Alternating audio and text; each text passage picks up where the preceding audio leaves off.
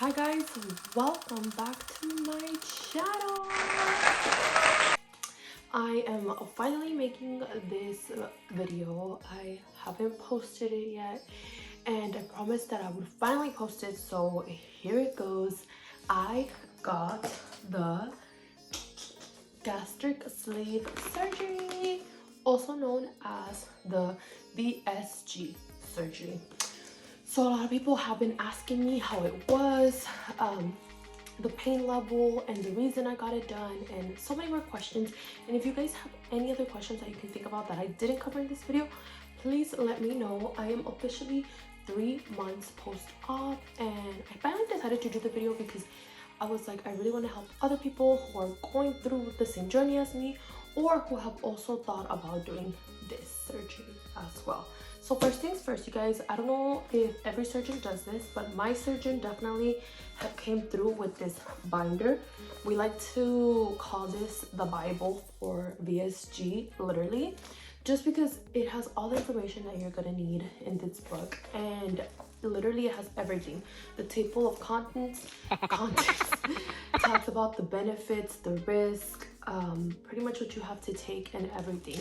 So I started my journey back in April of 2022, and I didn't get the surgery until November just because there were so many steps that I had to do with my insurance and that I had to do in order to get the surgery. Some of those steps included having to I had to go to therapy at least one time, just to make sure that I was getting it done for the right reason.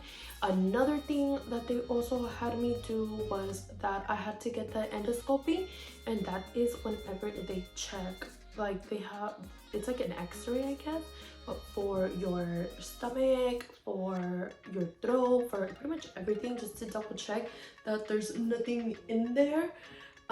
So I had to get that done. I had to get so much freaking blood work done, and then whenever I got my blood work done, it came out that I was anemic. So they were like, you're super anemic, you're literally at a 3 on the levels of anemic.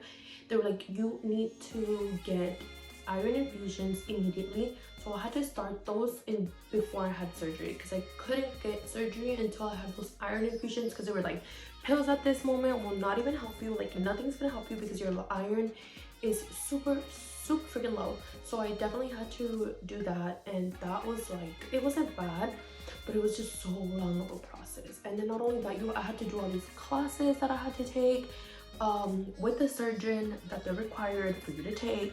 They're like seminars that you have to take online, and I pretty much learned how to eat, learned what I can have, what I can't have, all this information. When are you allowed to drink water, when you're not allowed to drink water, how long you have to eat for, how long, like it's so much information that you get. So I really would honestly do your research when it comes to your surgeon.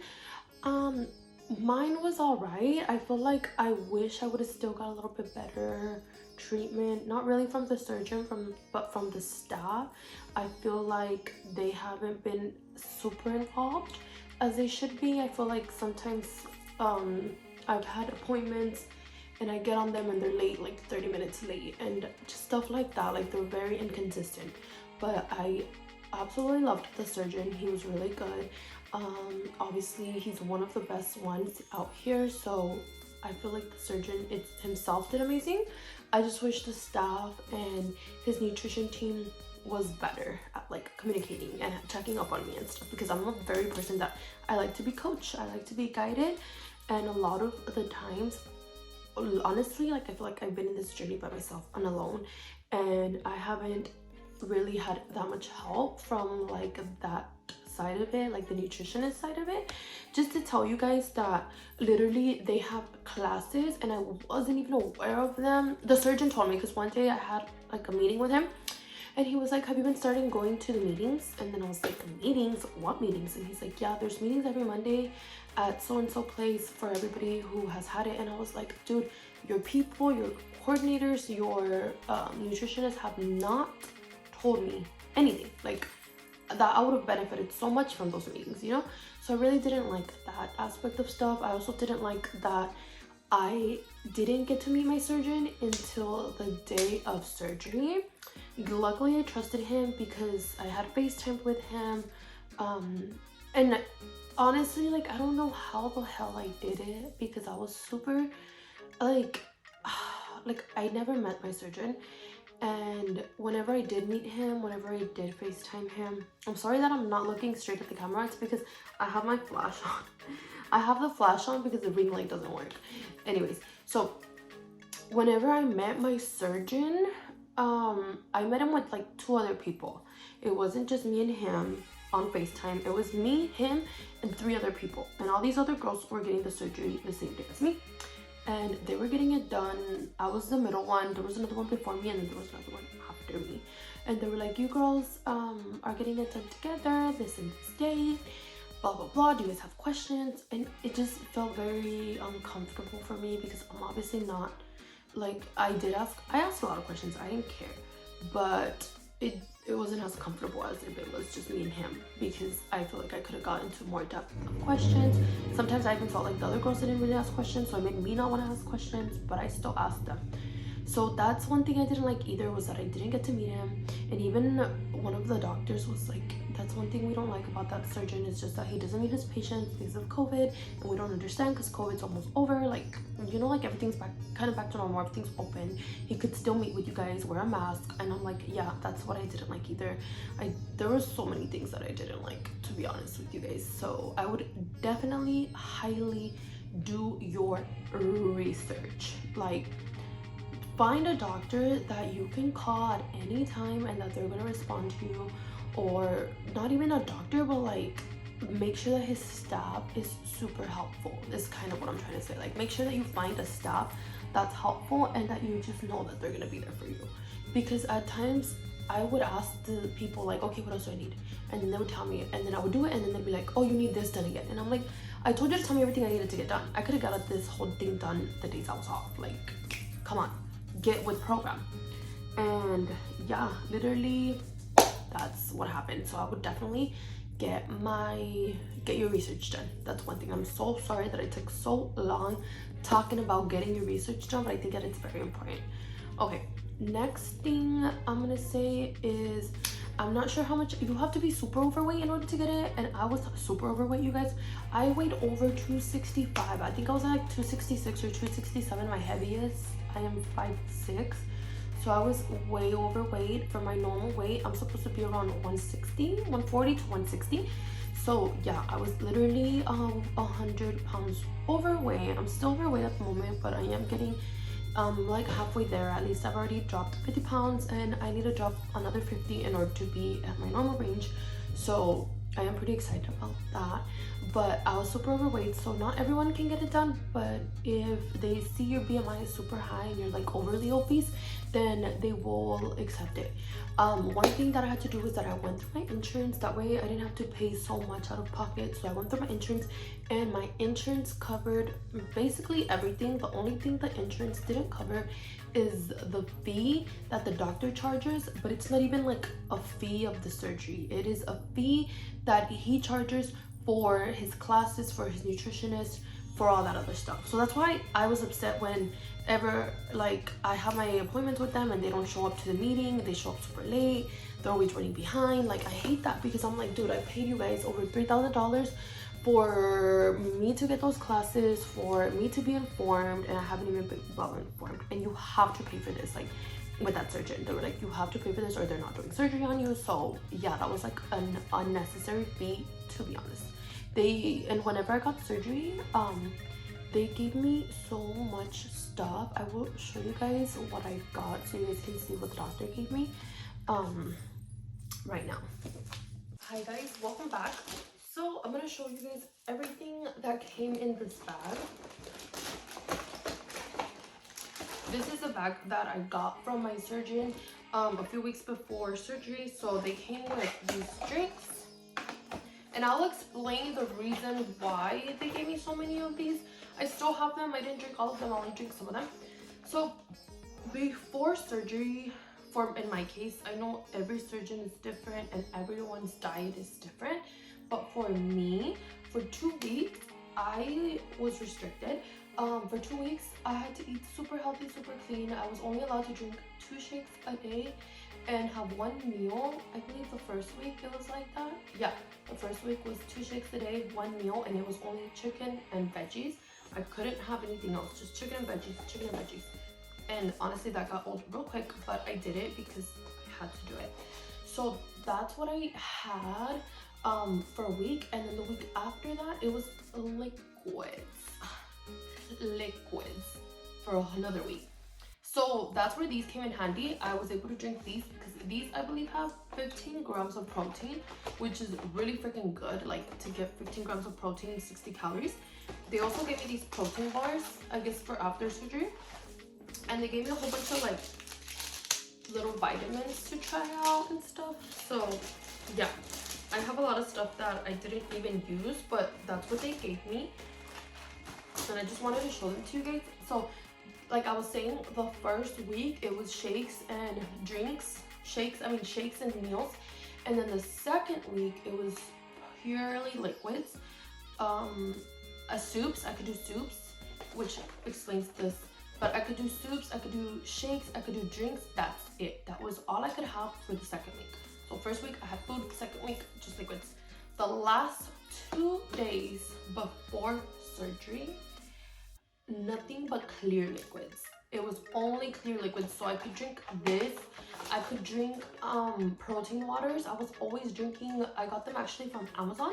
They're called Premier Protein Water, and those, I will link them. It really saved me. I remember going on a run, you guys, and I had one of those, and I was shocked that I was able to be energetic, because I was like, what the hell, like I haven't had food, like this is all I've been drinking.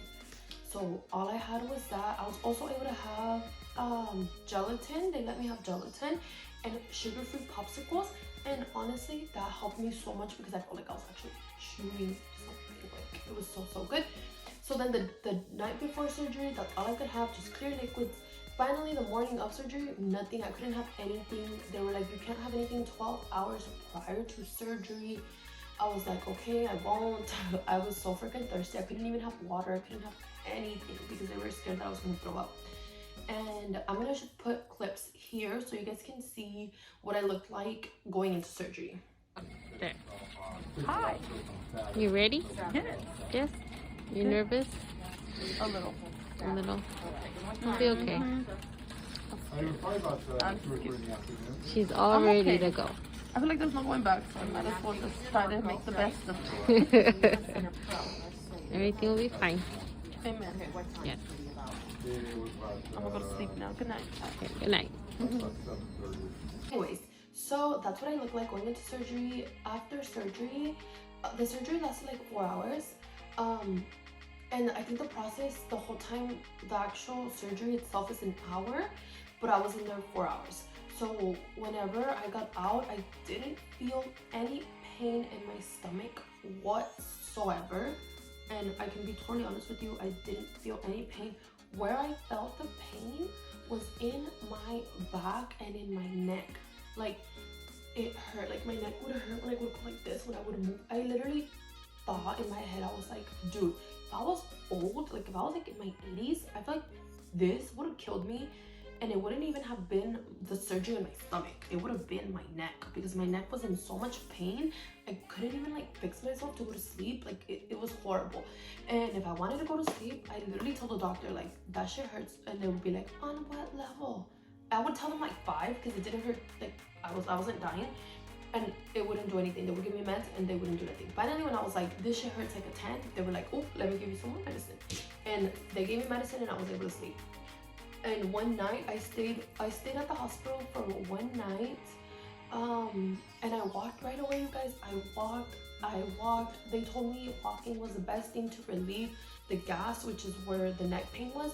So trust me, I walked that whole floor, like back and forth. I would go, like, I would literally look forward for my walks. I would tell my sister, I'd be like, come on, let's go for a walk. Let's go for a walk. Every few hours I would go for a walk. And I absolutely loved going for a walk, because I just felt like so much better, felt a little normal. Literally, whenever even I got into my room, they were trying to pick me up to put me in my bed, and I was like, no, I can get out of this chair or out of this bed and I can walk to my bed. Like, you guys, I can walk. And I feel like walking really did help my neck and the pain. But like I said, nothing was in my stomach. Everything was in my back and in my neck. I also had a hernia removed, which my doctor did tell me. He was like, if you have a hernia, we will get it removed. And that's what I mean. Like, my surgeon was so good. Like, he was amazing. He removed my hernia. Saying before I got interrupted, he removed my hernia. So yeah, I don't even know how I got it, because I think I had got it like from lifting weights at CrossFit or something, and I didn't have a belt.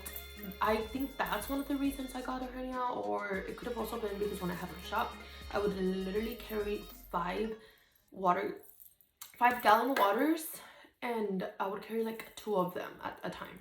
So yeah, anywho, back to my story.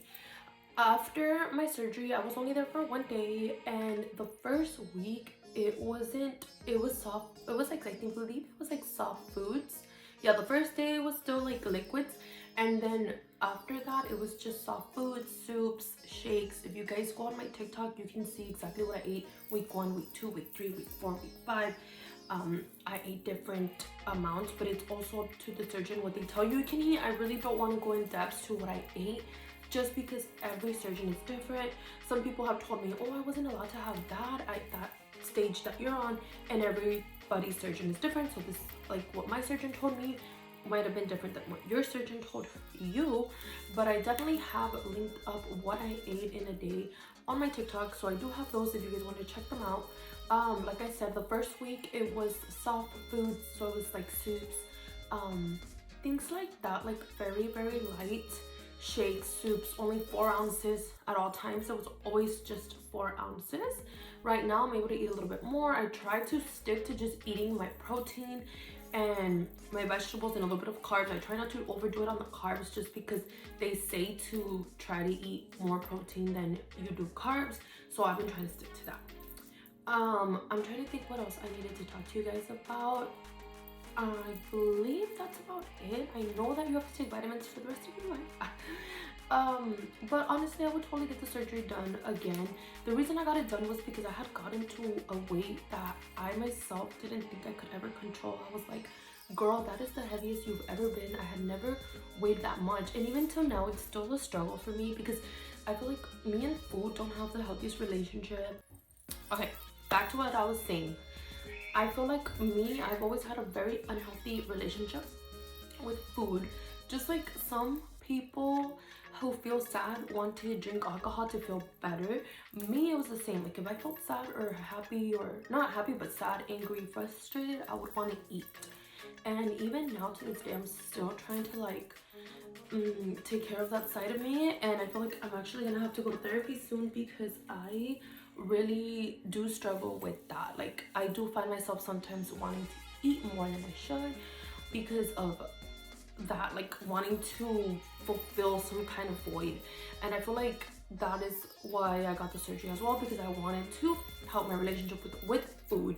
So I definitely do think though that it has helped somewhat. Like, I eat a lot less, I eat better, I do try to focus on just eating clean. There is times where I have fallen, and you're gonna fall too at times. Like, you're not gonna be the best that you can, but just get right back up and you'll be fine.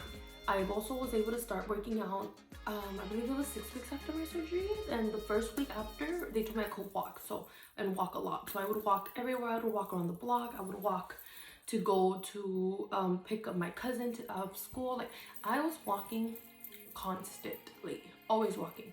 I would even go to the store sometimes, grocery stores, just to walk, and that helped me a lot. After that, I did start going to Pilates, and I still go to the gym pretty much like at least 4 times a week, which I love that, because they say that you should go to the gym just so that your skin doesn't get so freaking loose. So I definitely recommend that. But yes guys, so anyways, I hope you guys enjoyed this video. I hope I answered some of your questions. I just wanted to go on here and tell you guys a little bit about my experience. I'm gonna post some videos right here, some of the befores and how I looked and how I look now, just so you guys can see the difference of it. If you guys want more content, if you want to see what I eat in a day, I will definitely be making those. Like I said, go look at my TikTok, because I do have what I ate for the first 4 weeks, but I will post what I eat in a day now that I'm 3 months post-op. Anyways, as always, don't forget to like, share, and subscribe.